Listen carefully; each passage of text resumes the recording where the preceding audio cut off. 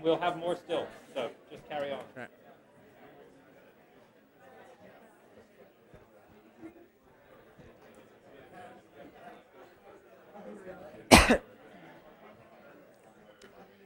I wish I had a teleprompter. What? I wish I had a teleprompter. You don't need it. In fact, you're going to ignore all the questions once you start. You and I just have a conversation. It's you and me, Adrienne. That's the great thing, you know? Good afternoon.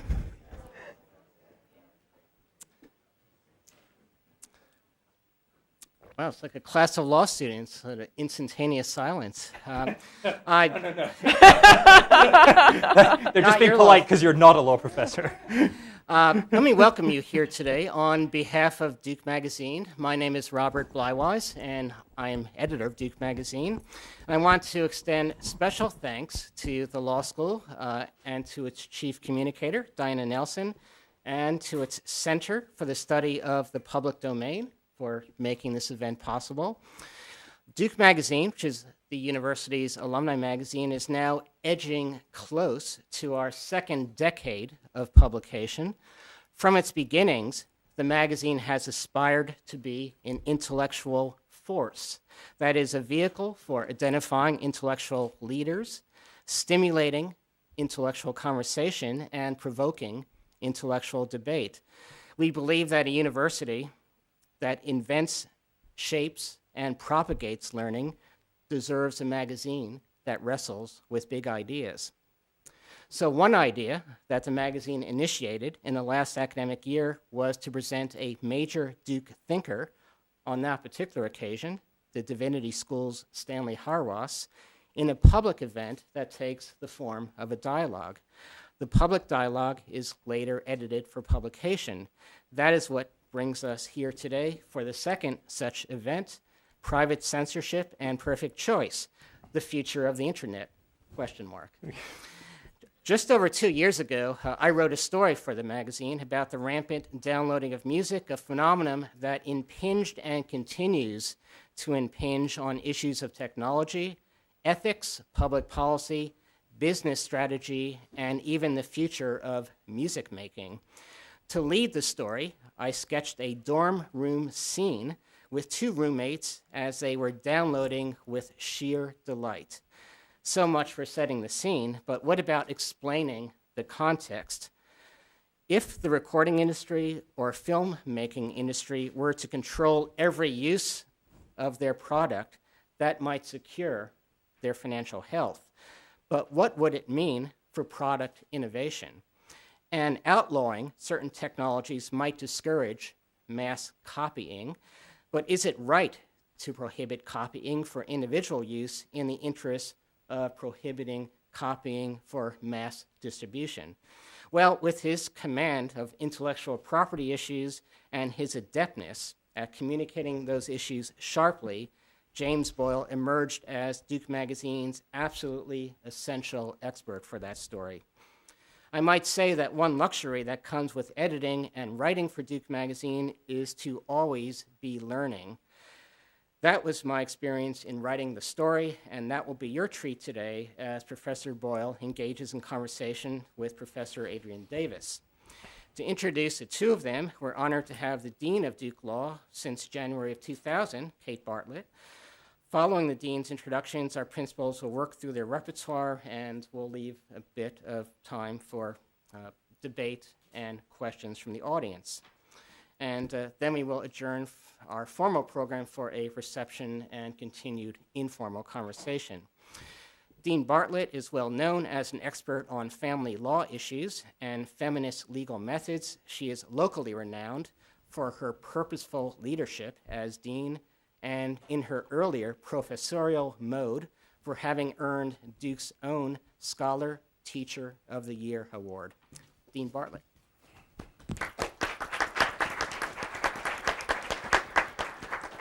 Thank you, Bob. I was just telling many of you and some others in the room next door that there's a great level of intellectual excitement here at Duke and at Duke Law School in particular in the intellectual property area. And I have to say now, to extend that comment, that this is due in no small part to the talents, the creativity, and the enthusiasm of our world-renowned intellectual property faculty, and today James Boyle. Before coming to Duke, Professor Boyle taught at Yale, Harvard, Penn, and American University, where in 1997 he received the American University Faculty Award for Outstanding Scholarship and Research. Professor Boyle is a leading legal theorist and social critic who has written in a broad range of areas. He has produced some of the most coherent work done in the 1980s on a body of thought called Critical Legal Studies. This is a more or less postmodern body of thought whose advocates probably wouldn't take it as a compliment to be described as coherent. I was liking that dig there. He has explored any number of legal, political, and cultural aspects of the information age. Some of this work brought together in his 1996 book published by the Harvard University Press entitled Shamans, Software, and Spleens, Law and Construction of the Information Society. This is a fascinating book that helps understand how traditional notions of authorship have informed or misinformed how we as a society approach contemporary new information age problems relating to such things as the internet and transferable body parts. Professor Boyle is a well-known interdisciplinary scholar whose work draws not only on law and legal theory, but also literature, philosophy, political thought, and even computer science. If I was playing Jeopardy and in the category famous authors came up the clue Foucault in cyberspace, I just know, even if I hadn't already read it, that the correct answer was, who is James Boyle? Titles of his current projects include Net Total, Law, Politics, and Property in Cyberspace, and also A Politics of Intellectual Property, Environmentalism for the Net. The latter, a project which is exploring his analysis that the move to protect the public domain of ideas from being protected as private property is like the environmental movement's efforts to protect the environment for the public good from claims of private property.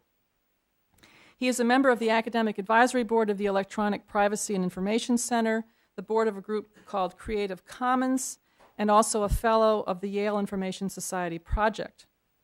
We're also happy to welcome a colleague from down the road, Professor Adrienne Davis, who joined the UNC Law faculty in 2000, following a 6-year period as professor and co-director of the Gender, Work, and Family Project at American University.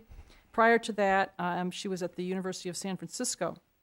Professor Davis's scholarship examines the interplay of property and contract doctrine with race, gender, and sexuality in the 19th century. Drawing on legal, literary, and historical sources, Professor Davis's work shows how property and contract law incorporate and influence social norms. She's the recipient of a grant from the Ford Foundation to research meanings and representations of Black women and labor.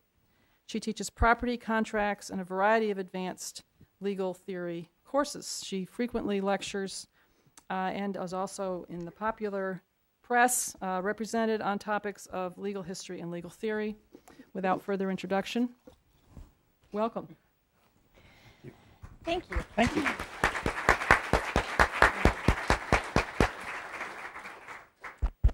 Well, let me say that this is a great opportunity for me because even though I don't teach intellectual property, you all always get the best stories in the news, right? So recently there was this great story about protesters in London outside a U.S. embassy who were protesting an act that I admit I hadn't heard of before. And as a child of the 80s, part of what caught my eye is that they were chanting DMCA to the tune of YMCA from the Old Village People. Now, if you're as old as I am, that will actually mean something to you. And then there was this Norwegian teenager who was arrested and eventually charges were dropped. And he's charged with electronic trespass, right, for breaking through encryption on a DVD. So I've got a couple questions.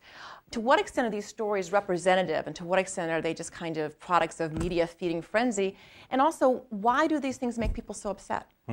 People like you so upset. People like me. Well, actually, these ones are the ones that the community that I affectionately refer to as the geek community finds the most upsetting. It's the Act, Digital Millennium Copyright Act, is an act which was proposed in the mid-90s and finally passed in 1998. It's an act which allows content providers, people who are selling you music or computer programs or videos, to wrap a digital fence, encryption, some kind of way of protecting their content around their content. They could do that before, of course. And it makes it a crime, sometimes a tort, a civil wrong, for you to break through that. So, for example, those of you who've ever gone to play a DVD and got the annoying message popping up on your computer that you have the wrong region code, that this DVD comes from region 2 and you're in region 1 or region 7 or whatever. And you thought, well, that's fine. I could just gimmick the software so that my computer will run this. If you did that, you'd be violating the Digital Millennium Copyright Act. Or if you tried to get your Adobe ebook to print in ways that it wasn't supposed to, you'd be violating the Digital Millennium Copyright Act. Even if what you're doing wasn't previously illegal under American law, even if you were making fair use of the copyrighted work. Let's say you wanted to take some fragment of the DVD and put it in a documentary, criticize it, say, write a review of it. So that's the backstory. Now, what immediately happens, as soon as you have a law like this, nothing is surer but that two broad groups of people will appear. The first, Norwegian teenagers. Every electronic story has a Norwegian teenager.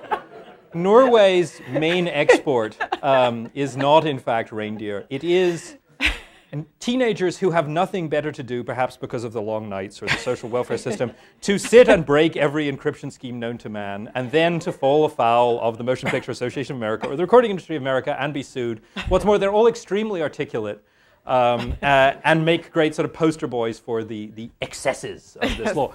The other group are Russian programmers who have kind of mournful looks and great cheekbones. They're kind of the slightly, the first of the cuddly ones, the second of the kind of, oh, he's cute ones. And the Russian programmer, in this case, Dmitry Sklerov, was arrested when he came to the United States to present a paper at a cryptography conference.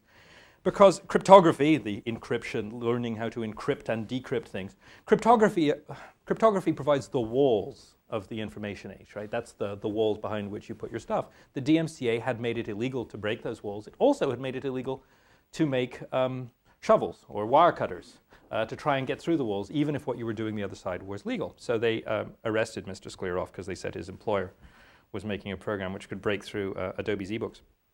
So there's the story. That's why they're singing out there, singing DMCA. Actually, it turns out the favored song is not DMCA to the tune of YMCA, but the Dmitry Sklerov song, in which someone somehow managed to find something that rhymed with Sklerov. The Ballad of Dmitry Sklerov. The Ballad of Dmitry Sklerov. Obviously, there are a lot of frustrated musicians in the computer science community. So why are people getting so upset about this? I think there are a number of reasons. The first was a strong sense in the technical community that these laws were being made by people who just didn't understand the way that computer science was done. So this was the old kind of Congress is ignorant and is legislating about stuff it knows nothing about. Right. Which I think was only partly true. The other thought was, this is what we do. We actually, the way you learn how to do computer science, how to do cryptography, is you try and break through things. That's how you learn how to do it. You kind of hack around with it. And they're making what we do illegal. This is like making reading books illegal. Right. And people actually get arrested. And people actually get arrested. Not just get sued, but they get arrested. And they get arrested. Go to jail. They go to, and in this case, he didn't have to go to jail because he agreed to a plea agreement, and in which they were instead going after his employers, and the employers too, I think, will ultimately escape. That's the big story. That's, if you look in the New York Times, in circuits, in any of these, on any of the bulletin boards in cyberspace, the DMCA, this law that we've been talking about, occupies, I would say, 80 to 90% of the debate about intellectual property. Now, it is, in my view, a very bad law, and it will have bad effects. I mean, imagine if you were unable ever to take some piece of popular culture and take a chunk of it and say, I want to criticize it, or I want to put it in a collage, or I want to put it in my documentary. Because even though copyright law would allow you to do it, you would always have to break through a digital fence to do it, and that would be illegal. That's a very bad result, and Congress didn't think about it, and the Copyright Office has since messed it up even further. So bad law. But actually the DMCA, despite the fact that it has the best songs and the best protests, and you do actually have this wonderful thing of these people out inside the US Embassy, all over the world actually, protesting, I think is not the most important of the laws that are out there. It's the one that has been visible, it's the one that's aroused the most outrage, because it turns out that computer scientists, who you might think are a mild-mannered bunch, became absolutely apoplectic about this law and have actually organized to a remarkable degree. I actually think, though, that other initiatives in cyberspace and in intellectual property generally are even worse. So this is kind of the the thing you see on the surface. You said, are these news stories real? Yes. Are they representative?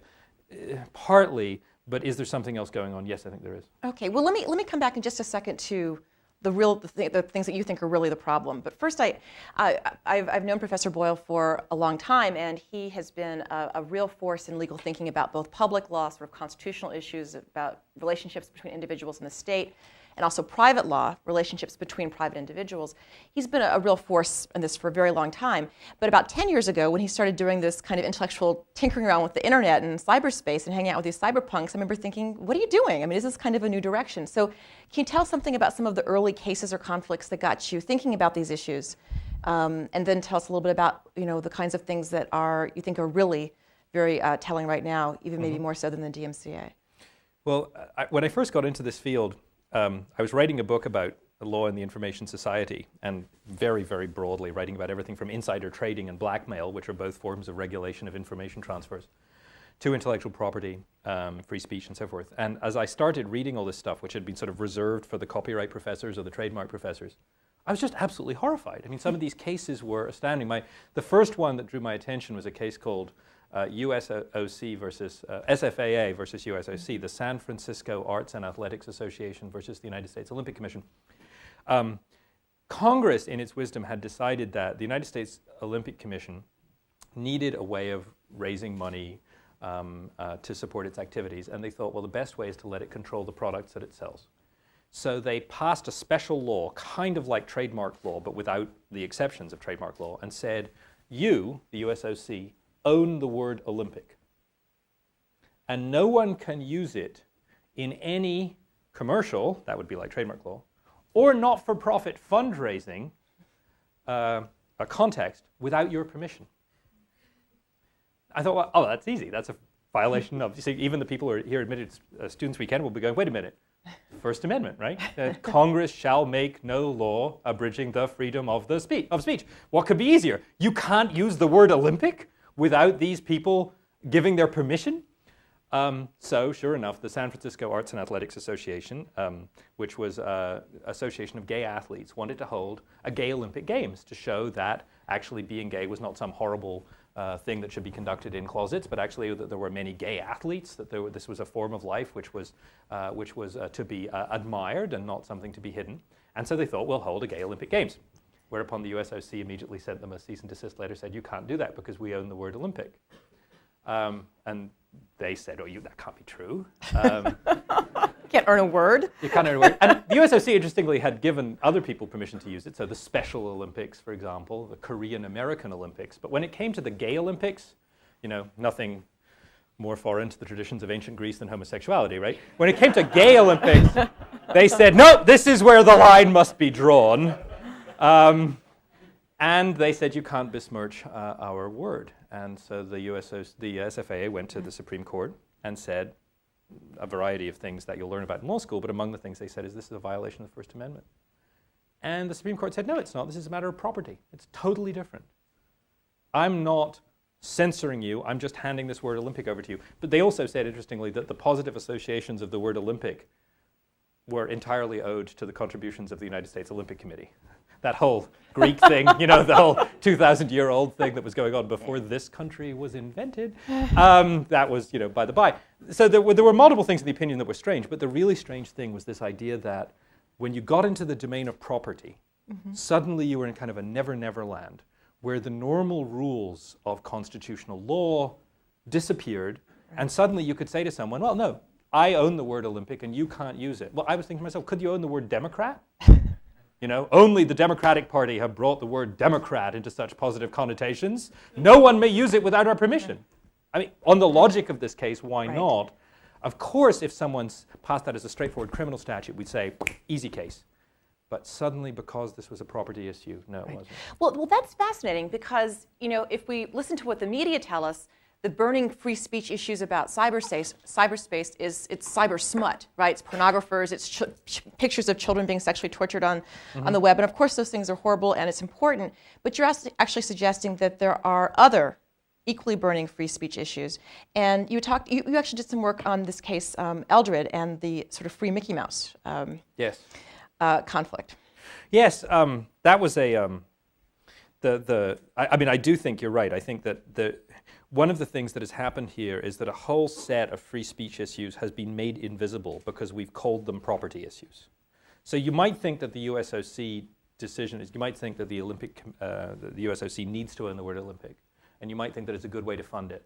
And you might think that the SFAA doesn't get to use it. But you would surely at least want to weigh the free speech costs before you came to that decision, right? And you might even think there's a constitutional limitation. And what's happened, this has happened both in the Supreme Court and in the journalism you're describing, which sees the issue on the internet as, whether or not, pimply American teenagers can get access to indecent images from Kazakhstan, which is, that is indeed a free speech issue, but it's surely not the free speech issue. And so the Eldred case is kind of interesting. The Eldred case was Eldred versus Ashcroft was a challenge to the 1996 Copyright Term Extension Act. I'm glad to see that no one's taking notes here, but if they were, and if this is being recorded on film, then the copyright in those notes or in that film lasts for 70 years after the death of the author. Right? So your life, and then another 70 years. This is an enormously long period of time. Now, when copyright was first initiated in the United States, copyright was 14 years long. Now it's 120 years, 150 years, depends how long you're all going to live. But I mean, it's a very long time.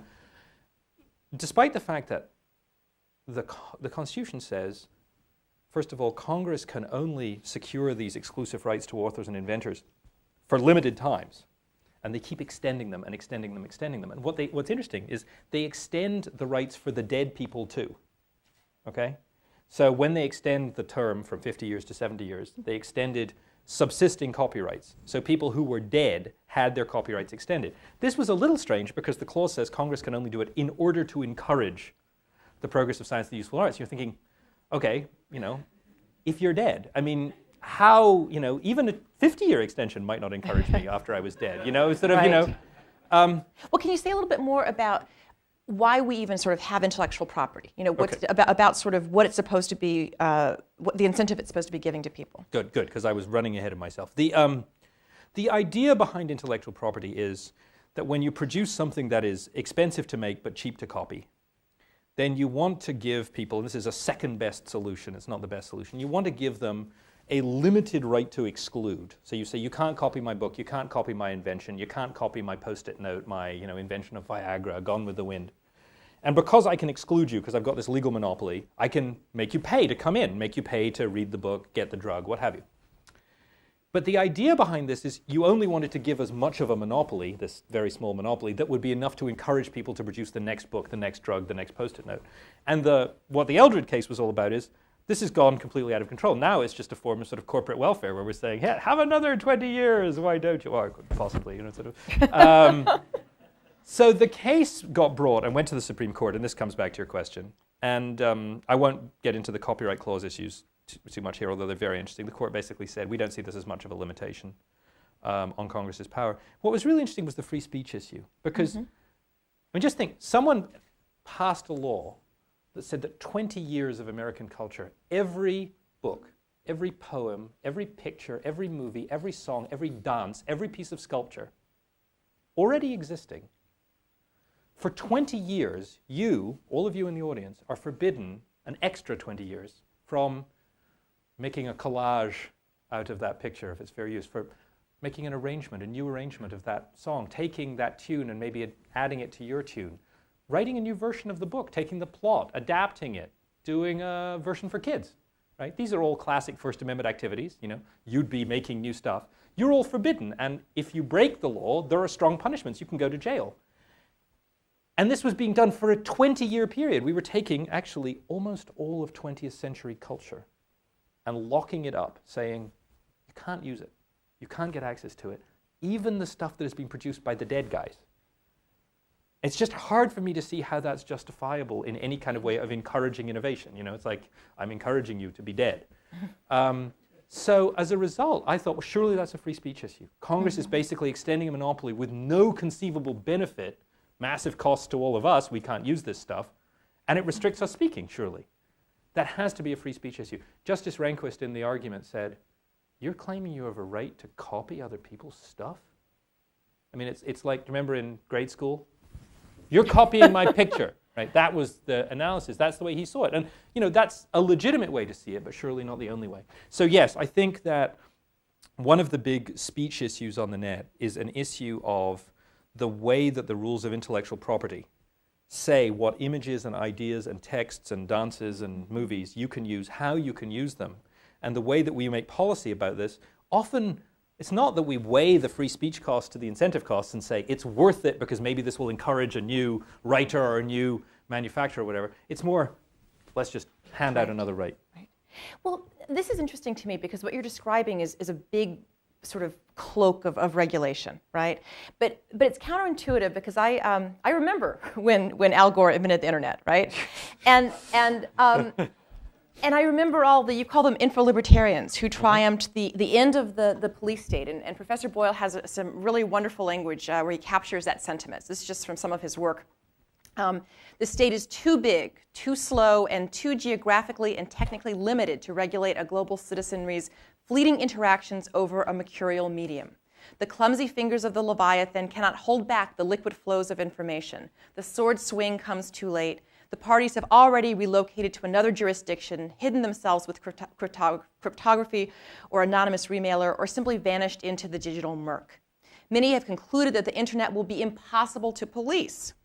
States will wither away as their regulatory powers are undercut and their tax flows disappear into private currencies and anonymous international transactions. Right? So that has a very powerful draw on all of us, and yet you're skeptical of this. You're more than skeptical of this. Yes, indeed. Yeah, the sort of, I call them the digital libertarians. They really thought that the internet meant the withering away of the state, that this was actually the thing that was going to undermine the state. And the idea was this was something that was impossible to police because the technology couldn't be filtered. It was international. You couldn't tell where the bytes were coming to you from. And because everyone was going to need the internet, and it was a tap that was either on or off. You couldn't have it half on. So you couldn't just give people partial access. They thought that the nature of the technology meant that state power couldn't be exercised. You and I would be able to make a deal. I might be in Kazakhstan, I might be in Chapel Hill, you wouldn't know. We'd use unbreakable cryptography, we'd have secret private bank accounts, the state wouldn't be able to tax us. Tax flows disappear, the army disappears, the police disappear, the state disappears. That was their vision, and I thought that was wrong. I had a long argument with John Perry Barlow, better known as one of the lyricists for the Grateful Dead, about this. He's also a sort of cyber guru, and this was his view initially, that nothing could be done in order to save the state. The state was doomed by this. And my position then, which he admits I was basically on the right side, is he really underestimated the power of lawyers on the one hand and technologists on the other to really kind of mess things up. And in this case, he underestimated their ability to change both the technology on the one hand and the way that law affected it on the other. So that far from being the ultimate antidote to power, the ultimate corrosive thing on power, in many ways, the current plan for the internet, so far as I can see it through the lens of the proposals that are being put forward right now, is the internet is actually seen as much more of a kind of a technology of control, a way of surveillance, that where you read your book and when you read your book, it's actually sort of sending home something to Random House saying, he's on page 54. When you listen to your music, that you shouldn't have the right to listen to the music in your car that you listen to on your PC, that your PC should be individually coded to you. These are ways of taking this image of the internet, anonymous, decentralized, you can't tell where anyone is, and inverting all of the characteristics of it, and instead saying global mechanism of surveillance. So I know that, hey, you're trying to share your music with her. You're not allowed to do that, to actually sort of to control it. And so that's actually the image that I see equally powerfully as the anarchist one. So some part of this is the first point you were making, which is that we take sort of free speech issues and we make them disappear and they reappear to us as property issues. Some part of this is the actual technology of the internet itself, right? And then some part of this is also sort of the delegation of what has conventionally been state power over to private entities, private corporations. Can you say a little bit more about that aspect and maybe some cases or conflicts that you've been involved with or that you've seen that kind of represent that aspect of it? Adrienne's such a great interviewer because she cleans up my answers and reminds me of the things that I should have mentioned. I mean, one of the standard tactics for regulating the net, which we saw through the 90s and to the present day, is the image that was conjured up in the sort of purple prose she read from my article is an image of the state trying to regulate things directly. And of course, that's not the way it works. What happens is the state tries to find a private party and delegate to the private party the job of regulating a large private party, a corporation, a university. Or says, ICANN, maybe? ICANN, this is the International Committee on Assigned Names and Numbers, and says to these people, this is your job to regulate. So, for example, right now, the MPAA and RIA are going around the country persuading universities that they ought to be disciplining students for downloading music, and you might say appropriately so. Motion Picture Association. Motion Picture Association of America, excuse me, acronyms. Recording Industry Association of America. Jack Valenti looks so nice on television. He does. Smaller than you think, though. The other thing that I think is and to go along with this question, one of the big ideas that you'll learn, those of you who aren't in law school, that you'll learn about is that the law has powerful ways of regulating people other than by holding up the sword and saying, if you do something, we will chop your head off. A really powerful way of regulating people is saying, we're going to make you liable for something. We're going to make you civilly liable in damages.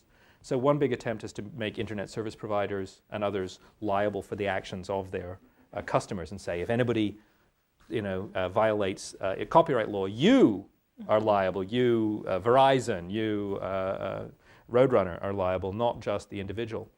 And that's, of course, what happened with Napster. That's what happened with these other things. So if you put these three things together, take some of the issues that are actually speech issues and kind of redescribe them as property issues, make a lot of the regulation just disappear into the technical level. So you don't realize you're being regulated, but it just turns out you can't do what you want to do because the DVD won't let you or your computer won't let you. And this idea of use private bodies. So don't have the Commerce Department regulate it, turn it over to some quasi-private group and have them do it. Those turn out to be really effective ways of regulation. The worrying thing about them is, in none of them is a place where we could have a public debate about social values, free speech, democratic discourse, right? They're all, the technical stuff is just technical, the property stuff is just property, the private stuff is just private, and it's as if public space kind of disappears in this process. There's no public space in which you could say, well, wait, do we really want this law? Do we want to go that far? Do they need that much extra? That kind of disappears. Right. Well, and a lot of what you've been working on the last couple of years is this whole question of public space. And you've said, I thought very lucidly, that in part of what we see in the debate is that public space, or the public domain as you call it, the commons of the mind, is disappearing both literally and conceptually. What is the commons of the mind? Why should we care about it? Doesn't public space just get clogged up with litter and bad stuff? Yeah. So the idea, that's a great question. The idea of intellectual property was it's actually this sort of paired system, which you couldn't understand one side of it without understanding the other. The whole point of intellectual property was it was supposed to be this very thin layer of property wrapped around a very thick layer of public stuff that no one could own. Mm-hmm. So for example, you can own the words that you write down in a book, but you can't own the facts you're reporting on. Archduke Ferdinand was assassinated today. You can't own that. You can't own the value of pi. You can't own the idea that freedom is good, right? You can't own those ideas. You can't own facts. You can't own ideas. There's this very thin layer of expression and invention in the middle that you get to own. Mm-hmm. The public domain was the stuff all around. The public domain was also the stuff that the idea was, after a while, the intellectual property rights would expire, and all this stuff would go back into the public domain. So why should people care? I'm writing a book about this and was finding it almost impossible to explain why people should care, other than the people who were already singing DMCA outside the U.S. Embassy. So this was actually about 4 years ago. I was teaching at Yale, and I was doing some research late at night on the internet, not that late at night, on the internet, and my 8-year-old son came in and saw me research. What are you doing? And I was on the Library of Congress catalog. So I was looking for this book, which was written in the 1930s, of interest only to a few people like me, by an obscure institutionalist economist from Wisconsin, which I really wanted to find, and I wasn't sure if this was the right one. So my son David goes, well, why don't you just click on it, he said. So he clicked on the title. More bibliographic information comes up. He said to me, where do you click to get the book? I was like, well, you can't click to get the book. He said, why not? Because in his experience in the internet, when you click something, you get it, right? It's like, where do you click to get the whole book? I said, well, you can't. Why? And I said, well, it's copyrighted. And he goes, well, is anyone publishing it now? I was like, no, it's out of print. He goes, Was the person who wrote it, is he alive? It's like, no, he's dead. Well, is anybody interested in selling this book? No. So why can't you click to get the book? I was like, well, it just doesn't work that way. Okay? Just go to bed, you know. So, but as I sat there, I thought, think of the Library of Congress. And I don't know, if you're coming to a place like this, probably at least some of you have this kind of lust for libraries that I feel this kind of, you know, oh my God, look at the stuff in this library. So the Library of Congress has all this wonderful material in it. It has songs, it has movies, it has books. So if you imagine all of the stuff in there, it's kind of this vast, wonderful pudding of books and songs and pictures and old movies, maybe about a raisin's worth of that pudding is still being exploited commercially, right? Out of that whole big mass of stuff there. And of that raisin, almost all of that raisin is stuff that's produced in about the last 5 to 8 years. 98 or 9% of works exhaust all of their commercial value in the first 5 to 6 years, okay? But we keep on locking them up for another 100 years, right? So as I looked at it, I thought, wait a minute, we're locking up this whole big, beautiful pudding of books and songs and movies in order to protect this tiny raisin. This is so incredibly inefficient. It's not that I'm against protecting it. I think it's a great idea. I would rather give the people who've got the books and the movies and the songs that are still being exploited 3 times as much money as they're currently getting and have us get all the rest of the stuff free. Right? Because after all, no one is exploiting it, no one is publishing it, no one's showing the movies. It's just sitting rotting in a can or on a shelf somewhere. And, you know, we can go to the Library of Congress or the excellent Duke Law Library. Not everybody can. Imagine being able to, as my son suggested, click on the book, click on the movie, maybe be able to hear any of these songs, look at any of these movies. Think of that Library of Congress. Yeah. Now, the thing about the Library of Congress is there's no economic reason we couldn't have it. What we're doing now is vastly inefficient. It's like we'll lock up 99.999% of the stuff in order to protect 0.1. And so it seems to me that's the kind of thing where, yeah, that's a loss, and the loss is called the death of the public domain. Right. So you had this great quote where you said that the intellectual land grab, Yeah, okay. the intellectual land grab we see now makes the 19th century rubber barons look like penny ante monopolists, right? And this is kind of what you mean, is what's sort of at stake here. It's the realm of ideas and facts, and we really can't have art, science, research if those things no longer exist as part of the public domain. That's really what's at stake here, is the future of ideas. Yes. Right? Now, is this mainly then about access to content, access questions? Right. Well, that's a huge chunk of it. I mean, let me deviate for a moment just to tell a story about one of the other fabulous cases that you get to read about in IP to sort of broaden the sense of what access to content might be. One of the other cases that started me off getting interested in this is this wonderful case called Pussycat Cinemas, Dallas Cowboys Cheerleaders versus Pussycat Cinemas. Pussycat Cinemas is the movie company that made the movie, which I'm sure none of you have ever heard of, called Debbie Does Dallas. In that movie, apparently, a woman wearing a cheerleader's outfit goes through what the judge in the case described as a series of protracted and revolting sexual escapades. Now, the Dallas Cowboys cheerleaders, a group of cheerleaders commercially and professionally associated with the Dallas Cowboys football team, felt that their general sort of their general being and mode of commerce were being imperiled by this. So they sued. Now they had a problem. They had no trademark over cheerleader or the word Dallas. You can't own the word Dallas. You can't own the word cheerleader. They claimed they had a trademark in the costume, the cheerleader costume. Now it turns out, and I'm not an expert on this, not coming from the NSA, there are certain functional qualities that you need in a cheerleader costume. They had registered no trademark. The judge says, he was very upset by this, and one suspects a certain fondness for the Dallas Cowboys cheerleaders. He says, this is disgusting. He said, what's going on here? And he invents this trademark out of whole cloth. He says, yeah, they have a trademark, which he just made up. I mean, there was no trademark there. And he says he created a private property right, gave it to the Dallas Cowboys cheerleaders, which was a private property right in that mixture of athleticism and Western apparel, so typical of a wholesome Western cheerleader. I like the athleticism part, but Vinyl boots, right? I mean, they're vinyl. They're boots. So the judge says this, and then he turns around and says, "This is you violated the trademark." So he says you have to take the whole chunk with the cheerleader's costume out of the movie. I don't exactly know how they did that, but to cut a long story short, on the face of it, most of us aren't going to get terribly upset at the thought of a tawdry cinema maker making bad pornographic films is denied access to an image of the Dallas Cowboys cheerleaders. This is the line I use in the article is, nothing could be more foreign to the Dallas Cowboys cheerleaders than, some kind of commodified sexuality. That's just not what they're all about. So that's, I think, the case. Well, come on. I mean, who really cares? On the other hand, what was amazing is the judge there was saying, there's no issue of prior restraint here, a legal doctrine where you're not allowed to go in and say something. You can't publish this before you published it. You can't put out the movie before you put it out because the state says not. So he basically created a property right and said, no, you can't use this image.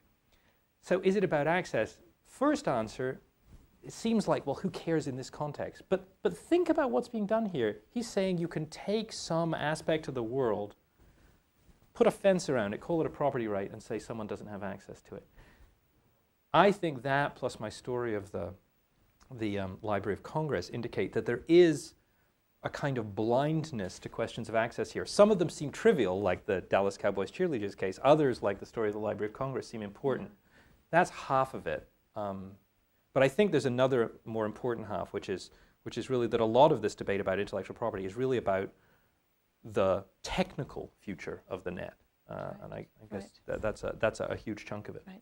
And that kind of gets to the heart of what we're here to talk about today, right? Which is the question of sort of private censorship and perfect choice. Yeah. Right. I mean, the argument here is, so those of you who have technical expertise may know that one of the things about the internet that was exciting, that was inspiring these kind of cyber libertarians, was this notion that it was something that couldn't be filtered. That it's a distributed system. It's not like there's a big broadcasting tower in the center of the square that the troops can seize, and now you own the internet. It's this: the nodes are everywhere. You shut down one, the stuff goes elsewhere. There's a line from a famous cyberpunk theorist who said, "The internet treats censorship as a malfunction and roots around it." Right? So you try and stop it. It's like trying to grab soap in the bath. It just goes somewhere else. What's happened recently, and this is, I think, where we get to with the private censorship and perfect choice, is that imagine for a moment that you are the lawyers for the Recording Industry of America or the Motion Picture Association of America who have very real and legitimate concerns about the illicit copying of their content, right? I mean, I actually don't dismiss those concerns. And let's say you didn't have to worry about the public interest, you didn't have to worry about what the shape of a communications architecture for the ideal American society would be. Your job is to protect Britney Spears, to protect the Red Hot Chili Peppers or whomever. What are you going to do in terms of architecture? I think the answer is fairly obvious. You're going to say that the internet's architecture is illegal as it currently exists, or at least you're going to say, no, we need to redesign it. So the proposals include, one of my favorites is that every computer ought to have in it a kind of digital ID code that says, hi, I am John Smith's computer, I'm located in Raleigh, North Carolina, this is my serial number, and that should hook into everything you play or read or every piece of software that you run, such that you can't run your programs on another computer and you can't listen to the music on another computer. So that's one idea, that you actually take, instead of saying, I own this, that was their first move. It's like, I own these records. Okay, you do. I own you. I own this. You can't take it. In fact, if you take it, I'll put you in jail, right? So that's the first thing. The next thing is to say, well, how can I actually stop you from trading this stuff? And so the idea here was to really make it much harder for people to engage in illicit, or in some cases, licit, perfectly legal copying. Okay, I have two quick hard questions for you. Yeah. First, are you a .communist? Do you see all of this as in other words, are you inherently skeptical of property rights, and do you see all these cyber issues just as a way, one more step or one more point towards why we shouldn't have property at all? No, quite the reverse. I actually think I'm the defender of intellectual property. One of my wonderful colleagues here, David Lang, went to a conference where there was a person from the recording industry who was coming up with their latest plan. This one, I think, was allowing them to hack into everyone's computer to see if there was illicit content. This is a serious proposal, okay? Well, no, it's not a serious proposal, it's a stupid proposal, but it was a proposal that was seriously made. A real proposal. A real proposal. And so David listened to this, and he said to the lawyer proposing it, he said, you know, you're going to ruin things for everyone, he said, by which he meant, if you take the very valid function of intellectual property, which is to encourage people to produce new stuff, new books, new songs, new drugs, and you kind of apply this kind of legal steroids to it so that it just kind of bloats and grows and gets bigger and becomes without constraint, one of two things is going to happen. One is people are going to lose all respect for it. Right. So that the legitimate core, you know, I really shouldn't just photocopy the whole thing. You know, I really shouldn't. That's going to disappear. The other thing that's going to happen is that you're actually going to end up impeding the very process of creativity that you were tried to encourage. And that's something that happens. If you talk to filmmakers about this, a lot of filmmakers have to be incredibly careful that they never film anything that might have any intellectual property rights over it. So a guy called John Else was making a documentary about the making of Wagner's Ring Cycle. I like this. A documentary about Wagner's Ring Cycle. Not Wagner's Ring Cycle, because that would be too exciting. A documentary about Wagner's Ring Cycle. I'm sorry, I'm not an opera buff. But anyway, you know, some people are, and the idea about making a documentary of Wagner's Ring Cycle is very exciting. So he's showing the poor stagehands as upstairs, you know, Brunhilde or whatever her name is dying for the third hour. And, you know, down below, the stagehands are, you know, engaged in their little a game of cards or something. And above their heads, the TV is playing a little snippet from The Simpsons. So, you know, lovely little pop culture moment. The camera pans onto that. Kind of little joke. Here's the world of low culture. Literally up there, high culture. And it goes on. It lasts for about 3 or 4 seconds. It's out of focus. It's a TV that is 40 feet away. This is going to go on PBS. Else has to clear the rights. He goes to, he says, oh, you have to go to Fox or whoever it is that owns this and clear this. They say, yeah, that's fine. It'll cost you $10,000. He says, no. I don't want to put on The Simpsons. It's not like I just want to show 3 out of focus seconds of Homer Simpson in the background. Yep, $10,000. That's right. Now, or $9,500. They ended up. He actually had to edit it out, digitally edit it out, and put in something there that wasn't real, that actually didn't happen. Right. It's hard for me to see this as intellectual property fulfilling its role of encouraging people to create new works. It actually sounds more like a set of obstacles. So what I want to do is not end intellectual property, but save it. Go back to its roots. Go back to its roots. We need a little traditionalism here. Okay, second hard question. What about Napster, right? You've written about Napster a lot. I've never seen you actually come out and say whether you think these Napster users are actually breaking the law. On the other hand, you didn't sign, he didn't, it doesn't. And on the other hand, you didn't sign a brief, an amicus brief, right, a friend of the court brief, which a lot of other prominent IP law professors signed, which was defending Napster. So where do you really come out on all this Napster stuff? Do I have to actually answer that question? Yes. We've got you now. It's a very hard question.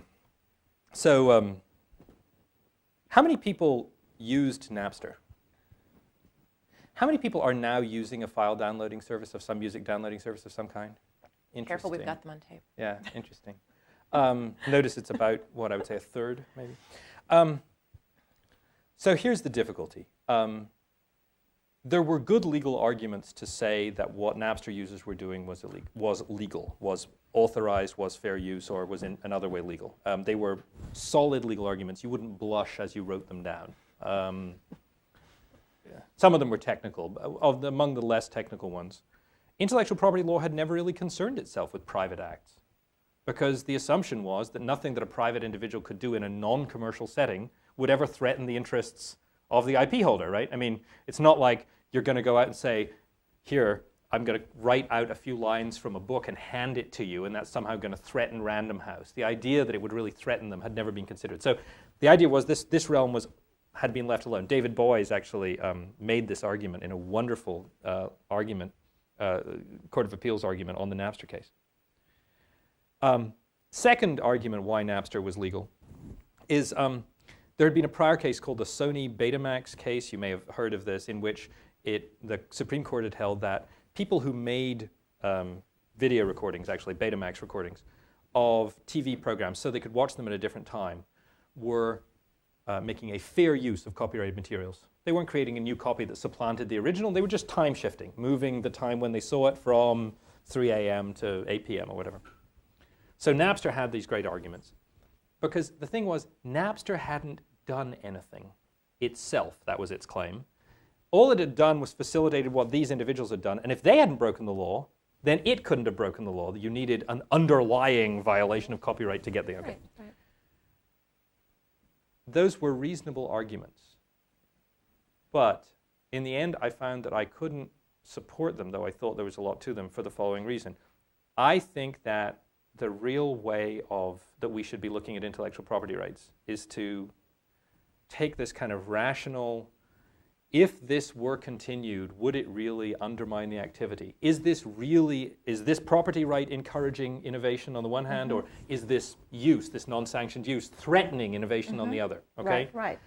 And that's underlying all of the legal arguments and the arguments about words and all the legal snarling, is that you should keep your eye on that question. So I could make a technical argument as a lawyer that was a perfectly respectable argument. But fundamentally, I did think that the record companies had a point, that it was possible that if people could use Napster for everything they wanted, that would have an impact on their business. I thought it was questionable. I thought there were arguments either way, but it was possible. So a lot of my friends said, come on, they being the other side, they bring up all these crazy arguments, and they, constantly, they'll jump from policy to rules and rules to policy whenever it suits them. We can too. And I was like, well, no, we can't. We really need to be more careful about our arguments, because we need to show that we're actually making a more serious kind of argument. So I found it a very tough case. I still am conflicted on it. There are some people who say, this is great because it will undermine the studio system. Right? And it will undermine our particular economy of music, and instead we'll go back to a kind of troubadour vision of music where there are lots of musicians making t-shirt money and not one, Britney Spears and a whole group of people getting nothing. That may be true, and that may even be desirable. But again, that doesn't quite answer the question of whether this was actually a legal or an illegal act. The simple desirability isn't the only issue. So in the end, I ended up taking a very uncomfortable position, which is I didn't say that I thought that Napster was legal, that Napster was not breaking the law, particularly because there was a lot of evidence that Napster officials themselves did know what was going on and had these great memos that they had written to each other that said things like, we better keep our users' names hidden since they're trading in pirated material, the kind of memos that don't actually help you when you're... Also didn't help that the guy who was their DMCA compliance officer had something like 60 gigabytes of music on his hard drive, none of which he, So, but what I do think, the position that I do take, or did take, was that what the music industry was trying to do, going beyond their initial suit, was actually not just to say that this particular use was legally questionable, but to try and shut down this whole technology. Right. And that went too far. The law did not go that far, and they were not allowed to. And actually, in the oral arguments turned out to be fun. Those of you who aren't lawyers yet, it's kind of sort of improvisational, conflictual theater, A lot of very smart people kind of coming up with very bizarre analogies in front of, old people who have even more bizarre analogies. And in this one, a lawyer who was, and you could see the beads of sweat, fat as grapes, rolling down his face as he became more and more admired in wrong analogies. He was trying to argue that Napster was illegal and to explain what was wrong with the technology. And the description he made of the technology, the more you listen to it, you thought, wait a minute, he's describing the internet. It's like a technology that allows people to share across time and space anonymously, whatever, has to be illegal. And all the judges are sitting there like this, and there's a long pause, and he goes, I'm not saying the internet is illegal. The judges went, good. Okay, one last question. Yeah. One last question. You've said that political issues restated as intellectual property issues produce anesthetic effects, legally and politically. And in your current work, you're talking about the need for us to develop politics of intellectual property. You've analogized it to sort of the politics of environmentalism of the 50s and 60s, the politics of civil rights of the 60s and 70s, right? We need a politics of intellectual property. So first, three-part question, right? First, what do you mean by that? Second, what kinds of constituencies do you envision? You hang out with all those really cool, funky people, right? Like Negative Land and those artists and everything, but what do they have in common with me, right? And third, what should we be focused on? What kinds of rights should we be focused on? What kinds of things should we be concretely focused on and looking for? Okay. Yes, that's a law professors are famous for their three-part questions. It was like an exam question. It's a particularly good one. I'm working on a book right now which deals with these issues, and I'm actually trying to write it so that actual people rather than lawyers would be able to read it, which turns out to be very hard and very difficult and also very sort of nervous-making, because you have to do away with all of your careful qualifiers and your footnotes and your elaborate qualifications and so forth. And I realize what I'm trying to say to people is that there's something invisible here that we have sort of lost sight of, and it is the opposite of property. We understand the values of property very well. If you own something, you'll take care of it. You'll have incentives to invest in it. Right. Any of you have heard of the tragedy of the commons, right? This is the argument for property, that you'll take care of your field, you'll look after your book. And all of this is true, right, and not to be dismissed. But there's also this value of the opposite of property, the outside of property, the stuff that anyone can use without permission. I can talk to you in English, sometimes English. I can talk to you in English and you can respond without paying a licensing fee to anyone, right? No, we don't need to say, are you licensed to use English version 4.0? I'm sorry, I run English version 5.0, Actually, it will seem when you come to law school that you are running English 4.0. That's a commons. That language is a commons, and it's an extraordinarily valuable commons. It's something that we share that actually allows us to communicate. If all of us had to pay, and it turned out that you had bought, for reasons of your own, some other language, and that we had incompatibility, this would be a real difficulty for us to communicate. The Tower of Babel is actually a wonderful metaphor about the dangers of conflicting standards. So commons, no one owns it. Commons, everyone can use it. So that's the idea, that these resources that can be used without permission, without fee, ideas, facts, linguistic forms, genres, the 12-bar blues, the boy meets girl story, E equals MC squared, these are hugely valuable. We have to have a balance between that and the stuff we lock up. But right now we have forgotten, we have made invisible the commons, the outside, the public domain, the opposite of property. So the first part of what I want to do is bring back this outside. So second part was the politics of intellectual property, how would that help? Who are the logical constituencies here? Right. Who should care? I make the analogy to environmentalism because as I started working on this 10 or 12 years ago, it seemed like an overwhelming task. I actually had tried to interest newspapers in this issue. It was impossible to get an op-ed published. Even talking to intellectual property professors sometimes, they didn't really even see that there was anything there.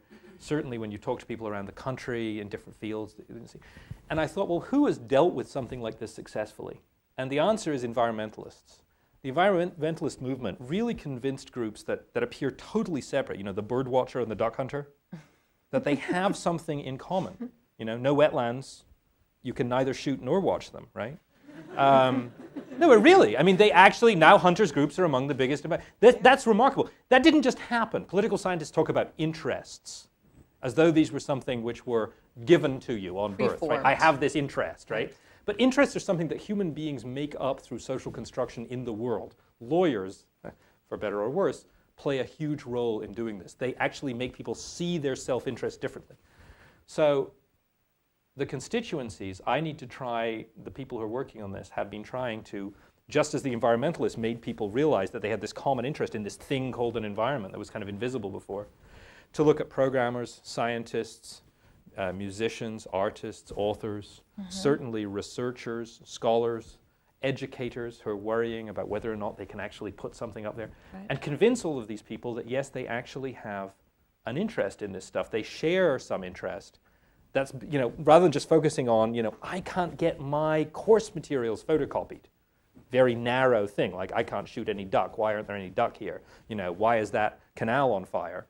There's this larger question of, wait, maybe there's a bigger frame here, right? Maybe there's a bigger frame that I need to understand connections with. So that's the idea, and there's a real question about whether it will work. One note of optimism, the Eldred case that you asked about earlier, we lost in the Supreme Court, lost quite resoundingly. The copyright extension. The copyright extension case. Sonny Bono copyright. The Sonny Bono term extension copyright that extended the term of copyright. That was challenged in the Supreme Court, and some of the people here at Duke, including some students, worked on an amicus brief here, did some really wonderful work on it, which was actually cited in one of the dissents. We lost that case, and that's one way to look at it. The court said, no, we don't see any restraint. First Amendment doesn't really deal with this because it's property, and we don't see any restraint on Congress. So that's in that image, there's nothing, there's no victory, there's no possibility. What was interesting was the New York Times and the Washington Post both put on their editorial pages that day editorials condemning the decision. And for someone who's been working in this field, I can tell you that 8 years ago, even 5 years ago, this would have been unimaginable. The New York Times said, this is the death of public domain. They were a little confused about whether it was the public domain or public domain. It's not a term they use a lot. This is death of public domain, they said. Definite articles not to be used here. This is the death of public domain and the birth of copyright perpetuity. Nice line there, yeah. Almost iambic pentameter. And they said, this is deeply to be regretted. This is not what copyright was all about. And the Washington Post, in slightly less elegant prose, said pretty much the same thing. Now, the thing that was remarkable to me about this is that the issue had at least begun to be visible. Right. And, I mean, one of the great things, this is going beyond our topic here, but one of the great things about academia, particularly legal academia, is sort of trying to engage with ideas that actually matter. Mm-hmm.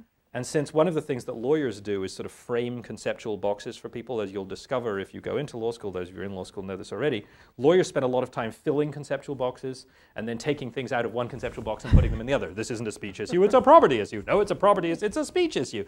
And reclassifying things. That wasn't just a friendly pat, it was sexual harassment, right? That's a matter of reframing one thing as another.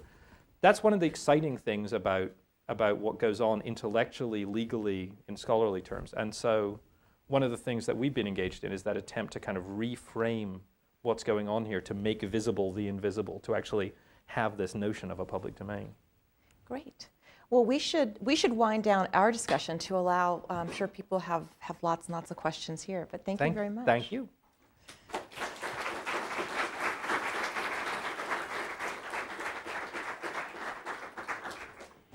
So feel free, by the way, I think there's also a debate about whether or not to have a draft in order to end terrorism. So if you want to jump from intellectual property to the draft, feel free to do so.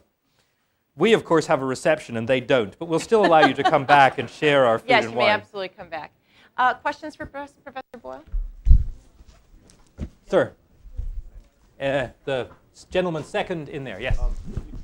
You mentioned earlier about the Russian guy, Dmitry, who broke in the Adobe encryption, and sort of the wacky idea of protecting bad encryption. Yeah. But I was wondering if you could comment, when you talk about the public domain, definite article or not, we're really thinking about sort of here, Library of Congress here. Can you talk about the jurisdictional issues? I mean, the guy wrote the software in Russia, yeah, published it, however, in Russia, and showed up here for a conference, and Adobe convinced the local authorities to arrest him. Yeah. But I know he probably got a cab here and a plane here. But he didn't do any of the things that they were accusing him of here. Can you talk about that at all? Yeah, no, it's a very good question. In technical sort of civil procedure terms, first of all, the Digital Millennium Copyright Act has very far-reaching rules which strive to extend jurisdiction for the United States, quite far over other countries. In this case, it was fairly easy because they could show that his company, Elcomsoft, had actually sold a couple, at least, of copies of the program in the United States, or at least that was the allegation. We never got to the question whether it was true. This is assuming, for argument's sake, that it's true. That's what the government asserted. In that case, it's pretty standard. It would be pretty easy to get jurisdiction over them because they've come to this jurisdiction and sold their stuff, and by doing that, they have subjected themselves to the laws of the U.S.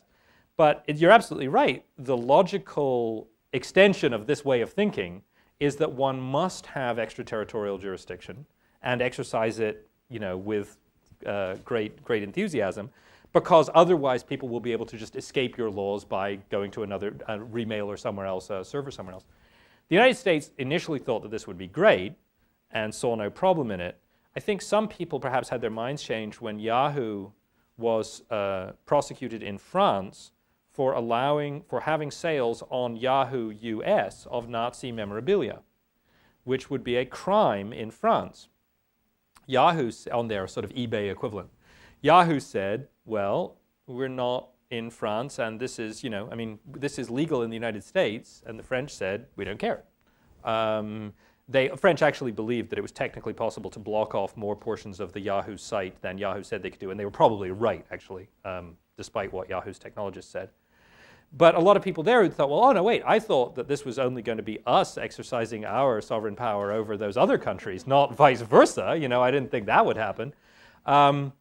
I think that is going to be a huge problem. The assumption has been that this could be resolved by some kind of treaty where we could somehow agree to enforce each other's judgments and come up with some minimum standards. The attempts to do that so far have not worked, and what's more, the drafts that have been produced have been particularly scary. That issue, the issue you raised about extraterritorial, is going to be a huge issue on the internet, leaving aside all the laws that I've talked about. But it's going to be particularly worrisome if there are these really extensive, far-reaching laws, either in the US or elsewhere, so that you find yourself on the internet doing something that's even legal in the United States, only to have someone say, but you're violating our intellectual property laws in Albania, right? So I think it's a very important issue, and I don't think that any satisfactory answer has yet been put forward to it. I think what we've got to think more about is international coordination that isn't having this very high level of protection, but maybe accepts some kind of lower level of protection that everyone can agree on. Unfortunately, that's not been the way we've been going. Gentleman next door, yeah. I had a question about the tension between free speech and property rights. Like where you're talking about the Olympics and how that just couldn't really be taken as be seen as property, could be used by other groups. Like with something like Duke Law, for example, or if I wanted to start a basketball team, we call it Duke Blue Devils. Mm-hmm. How would you write law so it would apply to disallow that, but allow the Olympic Games to, or something to take the Olympic Games up to the Commission? That's a very good question. There's actually, I think, intellectual property law, as it traditionally was, had some great safeguards in it, which allowed people to prevent this kind of overreaching law. So, in trademark law, for example, Dove, the soap, owns the word soap as applied to Dove, the soap. It is not infringed by Dove, the bar that you eat, right? Because it's a separate project. You don't own the word Dove, you own Dove as a symbol for soap, right? You only own it when somebody is using it in commerce with a good that is confusingly similar, right? So commerce plus consumingly similar. And somebody else is using Dove for, a bar isn't infringing it. Still less someone who says, I want to release some doves at my picnic or my parade or whatever. What Congress did when they passed this USOC law is they took out the requirement of confusion. They took out the requirement of using it in commerce. And they also did something else. One rule we have in trademark law is you can't own a generic word, right? So you can't own, this is why rollerblade insists that they aren't rollerblades when they're being described generically. They're inline skates. Because if rollerblades were the only way to describe rollerblades, rollerblade would no longer own that trademark. Okay, if it's the only way to describe the thing, you can't own it. You can see why. Imagine I invented something, water. You can't call it water. It's my water. I own water, registered mark, right? So as a result, there are all these limitations. And what this law did was basically take all of those out. You could argue that Olympic is more than just an adjective used to describe something with 5 rings, right? We talk about, an Olympic effort. We talk, right, Olympian. There are all these other words around it. It wasn't a use in commerce. It was not for profit. Nobody thought it was the Olympic Games. I would stick with the old limitations. I'm all for, Dove being able to protect Dove soap. I think that's perfectly fine. Apple Computer should be able to protect Apple Computer. They shouldn't be able to stop anyone selling apples, which is pretty much where we were going with this. It stopped being this limited right. It became like absolute property right over a word. Less like the kind of stuff we deal with in intellectual property and more like the kind of stuff that property lawyers over personal property, real property deal with. So that would be my answer. But you raise a very important issue. You have to have those limitations. Otherwise, you end up saying no one can use any mark for their goods, and that would be terrible. Sir? To kind of address that issue, but on kind of slightly different intellectual property thing, are patenting genes. Mm-hmm. For example, in one case, you have this genetic substance coming from Chinese red yeast. You patent that because it has use. It's used now. The drug company successfully barred this Chinese red yeast from being a herbal remedy because they own certain genes that they use in their formulation. I wonder what you think of that. Well, we were actually discussing, should we put the gene patenting in there? It's like, no, we've got enough stuff already, let's but we thought someone would certainly bring it up. The gene patents are quite problematic for a number of reasons. Gene patents, particularly where you have basically just a gene sequence that has been effectively purified, the non-coding DNA, the introns have been spliced out. You could say, well, wait, this is just a set of facts, right? It's like a telephone number, right? I mean, it's a long telephone number, but it's like a telephone number. And you're not supposed to be able to just get a property right just over a set of facts. It's supposed to be something more than a factual claim. You're supposed to have some invention. So that's a problem. There's also questions of people patenting genes when they didn't know what they were going to be used for. That's the question of utility. So a lot of people went out and said, we know these genes do something, not quite sure what they do, what this portion of DNA does. This may be blue eyes, or it may be Down syndrome, not quite sure, but hey, I own them all. This is kind of like, I patented. It might be a mousetrap, it might be a hairdryer, not sure, but I own it. That's a land grab. Some of those have been restrained, others have been left to run. Okay, so now the specific question you have, where there have been patents which have been made over, particularly when they're made over, let's say, traditional remedies. The neem tree is another example. The rosy periwinkle. There are all these wonderful examples in there, and the yeast. Actually, despite the fact that a lot of the newspaper articles say so, if someone gets a patent over the gene sequence in the neem tree that produces a particular insecticide or fertilizer or whatever, it doesn't stop the people back in India from using the original extract from the neem tree. If somebody gets a patent over the gene sequence in the yeast, it doesn't necessarily stop someone from using the herbal tea, okay? Stop them here?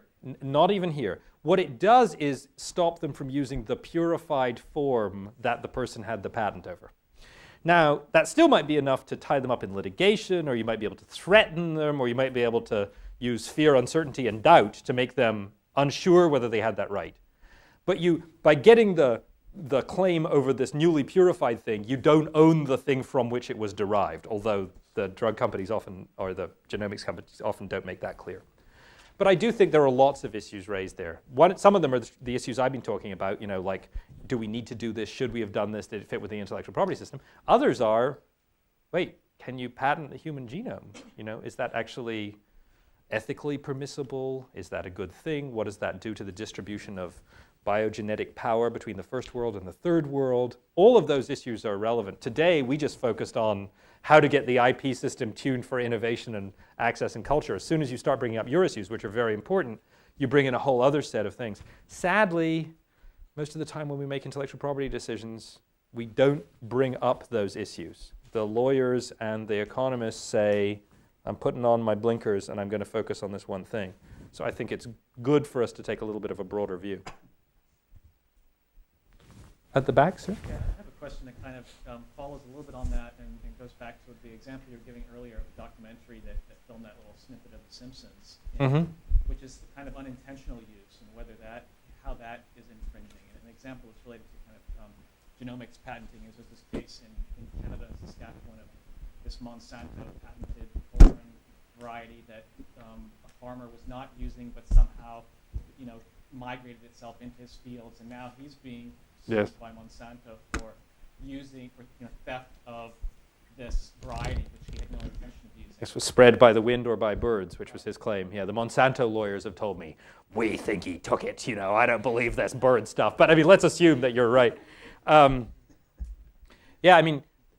This is one of the things that's happening here. We had this assumption about a set of intellectual property rules which were not entirely, but largely designed around the sort of image of, mousetraps or whatever. And then you start applying it to things that can reproduce themselves. You introduce a whole new set of problems. In that particular case, here's what I think the solution will be, and I think it's the wrong solution. The solution will be something called the farmer's privilege, which is in Canada. They're already suggesting this, and they're suggested taking it to the trade-related aspects of intellectual property. Let's create a special exception for farmers. Right? To say that farmers can resow seeds brought onto their land in a natural way or something like that, which is great. It solves the problem of the guy there, okay? The reason I think it's the wrong answer is this is just trying to deal with one tiny little manifestation of a broad conceptual problem. And so that's the way that we've been making intellectual property problems. You know, something pops, like whack-a-mole, you know this game? It's like something pops up, it's like, we'll deal with that. But there's something a little bit more important going on here which we're not grasping. So it doesn't fully answer your question, but yeah, I do think that's an example of what we're talking about. The woman in front of you, you had a question also in the blue cardigan, yeah? No? Okay. Sorry, yes. Yeah, back to the issue of jurisdiction in intellectual property. Doesn't the DMCA implement the treaty whose name escapes me right now, developed and authored by the World Intellectual Property Association? So don't yes.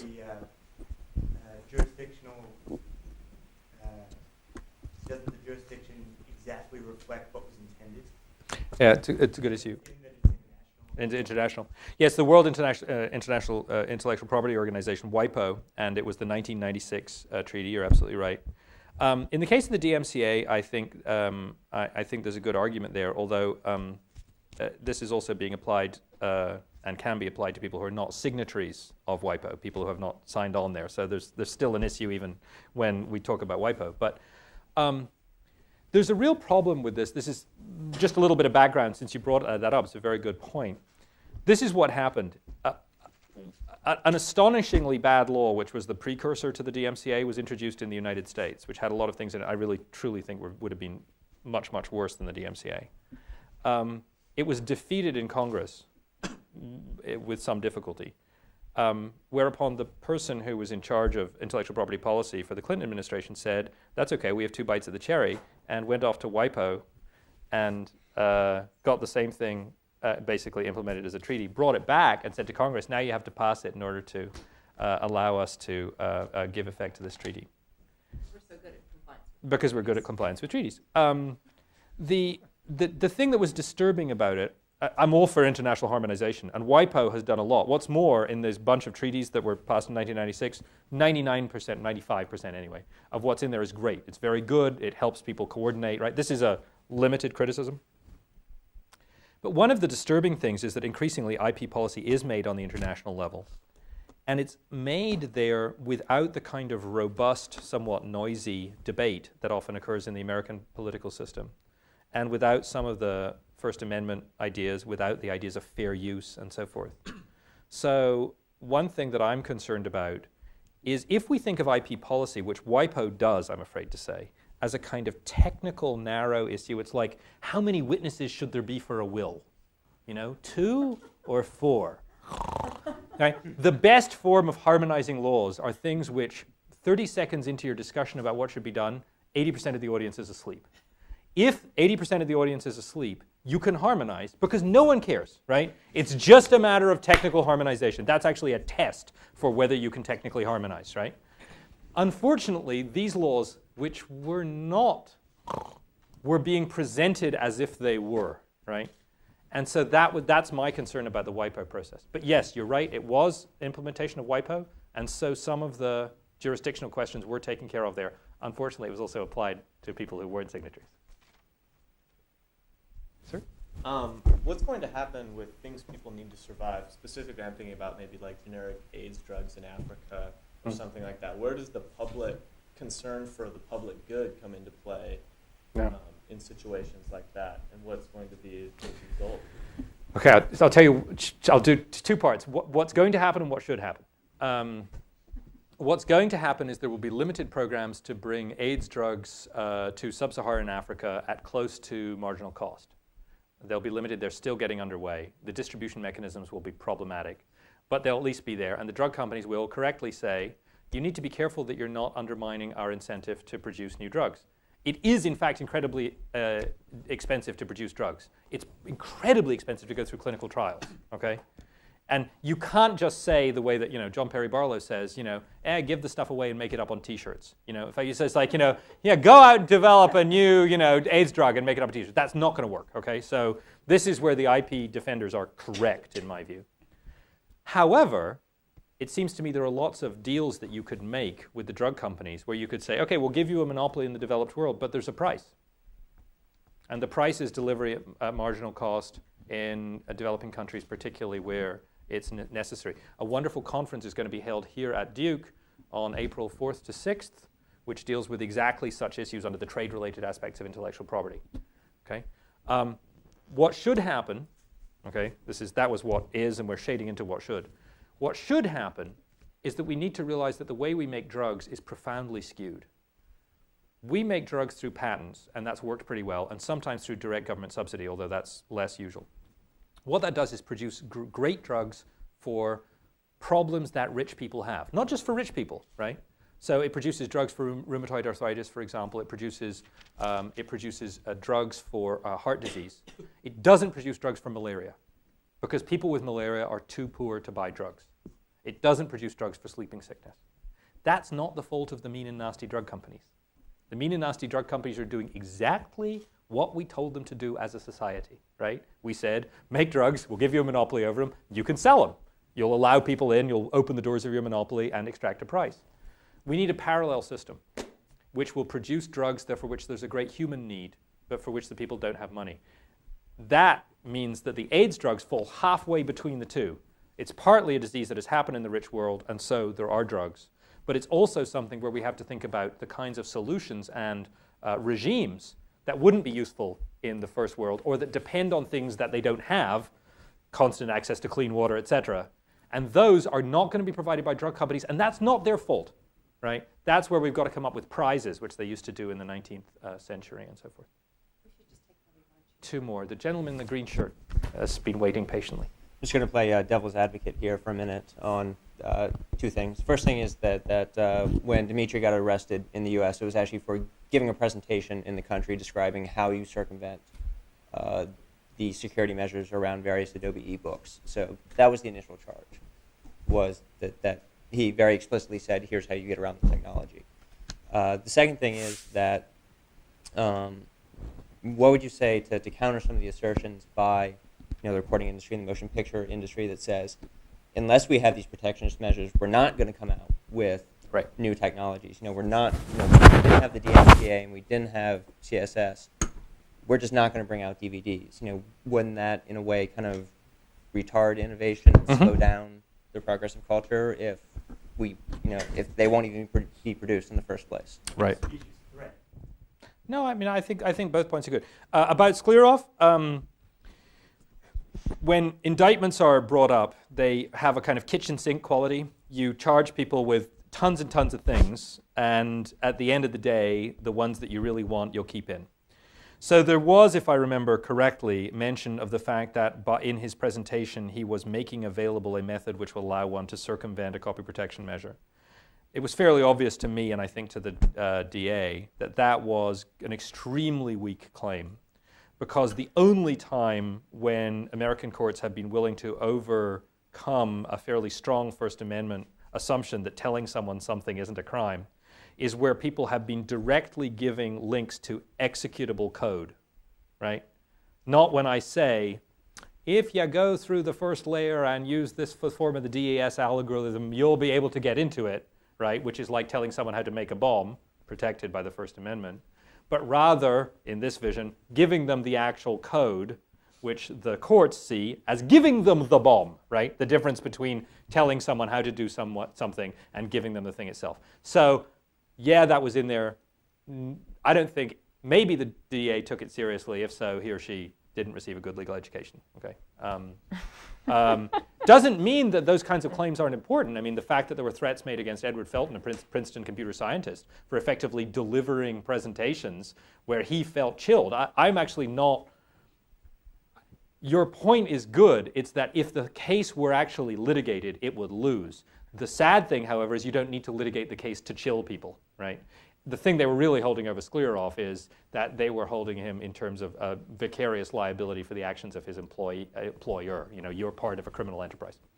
On to your second question. If we criticize laws like the DMCA, won't we actually retard the possibility of innovation by bringing up new forms of content and also other kinds of technical innovation? It's possible. I have a radical suggestion, which is certainly under current American political discourse, subsidies are normally hot button issues. If someone says, I'm going to give a subsidy to, poor school children, or, a subsidy to someone to say that, to encourage them to play, midnight basketball to inner city kids or whatever. They're supposed to, well, does it really do any good? Where's the data? Is this really worth it? Let's prove it. So my radical suggestion is that we ought actually to have some kind of empirical evidence of the necessity of laws like the DMCA before we leap into them. Not 100%. Justin Hughes, a colleague of mine who teaches at Cardozo, suggests we should either have very good empirical evidence or really super excellent theoretical evidence in terms of economics. We have neither right now. So that would be my first answer. I'm not sure we need it. The second thing I think is, I'm not saying that people shouldn't be able to use encryption or that they shouldn't be able to protect their stuff. I think that's perfectly fine. What I'm saying that we don't need to do is add the force of law to the force of code and say, your computer must have this design. It is illegal to possess the programming tools which would allow you to make fair use of that. It seems to me that if you give people the power of code, they can do a lot with it. Specifically in terms of music, and I realize your concerns are broader. Jack Valenti was here recently giving a very interesting lecture. And Mr. Valenti said in his lecture, we need laws like this because people say to us, you need to get a different business model. Well, that's all very well, he said. But there's no business model in the world that can compete with a product that is free. Okay? Which is a pretty good argument.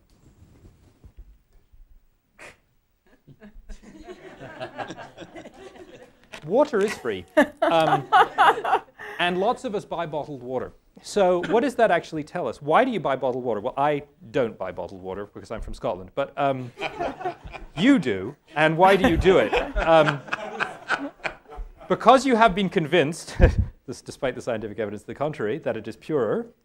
Because the advertising, the cute advertising, has got you to buy it, and so forth. I think that what's going to happen is that once the music industry has extracted another 4 or 5 years of the CD chunk of money, monopoly rent, that they're currently getting, that they're going to move to a high-quality, low-cost download system where you can actually find the songs you like with an interface as easy as Napster, and they're going to sell it for $4.99 a month. And we're all going to buy it. Just a closing, I think you should give the example of the resistance to video recording. Well, and the Betamax is kind of is a nice example. I mean, there the idea was if we allow these video recorders, the movie industry will be destroyed because right then all they're doing is selling their tapes to movie stations and exhibiting them in theaters, and they see video recorders as a threat to both business models, right? So what happens? They lose in Congress, that was a first, and they lose at the Supreme Court, and as a result, the price of video recorders falls dramatically. So suddenly there are all these $99 video recorders sitting in people's houses demanding content. Where do you get the content? Well, there's this thing called Blockbuster. Where did they get the content? From Hollywood, which now makes more than 50% of its revenues from leasing videos. So my belief is, and you said it was a rhetorical devil's advocate question, my belief is that what they'll do is, what they're already doing, they'll release bad versions of songs. I mean, my favorite one is the one with, Jack Valenti saying, don't you know it's wrong to steal when you think you're getting, Britney Spears or whatever. You actually download it and that's what you get. There are already lots out there with viruses in them, right? So that you get one with viruses. They claim they're not releasing those, and I believe them. And you're going to say, this is just too long, and it's like, I'm trying to get it, and it's old porn, or it's bad versions, or it's got crackles on it. And someone's going to come along and offer you bottled water, right? And say, here it is. It's the song you want. It's, at the resolution you want, and it's for $4.99. And I think people will run for it. So that's, I think, will be the answer to the problem. But if it could be shown that that would not be enough, I would say, yay, DMCA. I just think we jumped and increase the monopoly without any proof. Excellent. Thank you all, and thank you. Thank you so much. Thank you, Adrienne. Please come join us for